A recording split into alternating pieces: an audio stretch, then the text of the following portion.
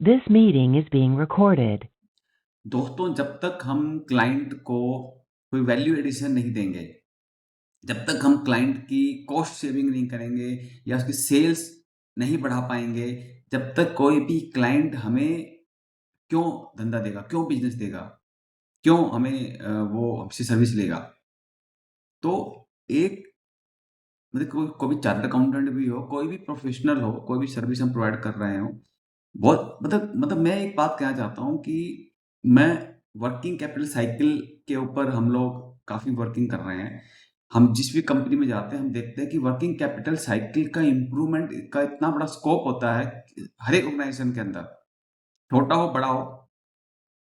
अगर हम उसकी पर यूनिट कॉस्ट 1-2 रुपए भी कम कर दें, अगर मान लो 1 लाख यूनिट की हम बात करते हैं, नॉर्मली मैं एग्ज़ाम्पल देता हूँ, तो अगर वो 1 लाख यूनिट पर मंथ बना रहा है और हमने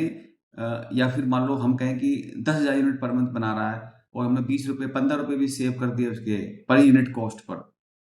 या उसकी हमने टर्नओवर बढ़ा दी। तो मैं आपको एक एग्जांपल बताता हूँ कि कोई एक क्लाइंट थे हमारे, अपैरल इंडस्ट्री में थे वो लोग, उनका 50 करोड़ का टर्नओवर था, बट उनकी जो सेल्स थी पिछले 3-4 साल से सेम चल रही थी।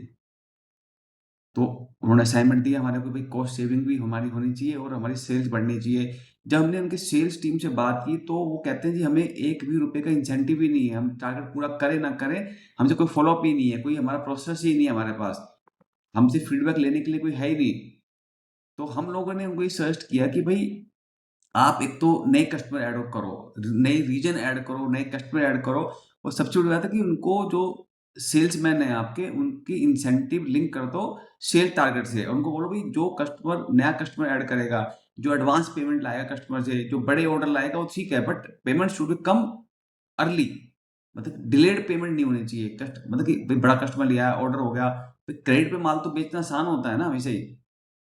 बट कैश पे माल बेचना डिफिकल्ट होता है। इसलिए हमने इंसेंटिव लिंक कर दिया उसको कि जो कस्टमर लेके आएगा, जो कैश अपने को तुरंत पैसा देगा, जल्दी पैसा देगा, वो उसको हम ज़्यादा इंसेंटिव देंगे, आपको बोनस देंगे हम आपको। तो ऑटोमेटिकली सेल उसकी, उस कस्टमर की अगले 3 महीने में ही सेल 10% बढ़ी और 6 महीने में उसकी सेल 50% बढ़ गई। और दूसरा हम लोगों ने क्या करा कि जो उसके सप्लायर्स थे, वो एडवांस पेमेंट ले लेते थे बट टाइम से माल नहीं देते थे, वो भी कोई प्रॉब्लम थी। तो हमने नए सप्लायर्स ऐड करे, नए सप्लायर से कोटेशन मंगाई हम लोगों ने, और देखा हमने कि नए सप्लायर डिस्काउंट भी दे रहे हैं। अगर हम बल्क माल परचेज करते हैं तो ज़्यादा डिस्काउंट दे रहे हैं, तो बहुत सारी कॉस्ट सेविंग उसके ना होने लगी कस्टमर को जब कॉस्ट सेविंग भी हो गई, उधर से सेल्स भी बढ़ने लगी उसकी। तो अपने को वैल्यू एडिशन देना है कस्टमर को, और जो क्लाइंट या जो प्रोफेशनल अपने क्लाइंट को वैल्यू एडिशन नहीं दे पाएगा ओवर द टाइम, भाई उसको प्रॉब्लम तो आएगी। भाई जो कस्टमर को वैल्यू एडिशन देगा, कस्टमर उसके पास जाएगा, जो उसकी टाइम की सेविंग करेगा, जो उसकी पैसे की सेविंग करेगा। ओके, थैंक यू, धन्यवाद दोस्तों सुनने के लिए।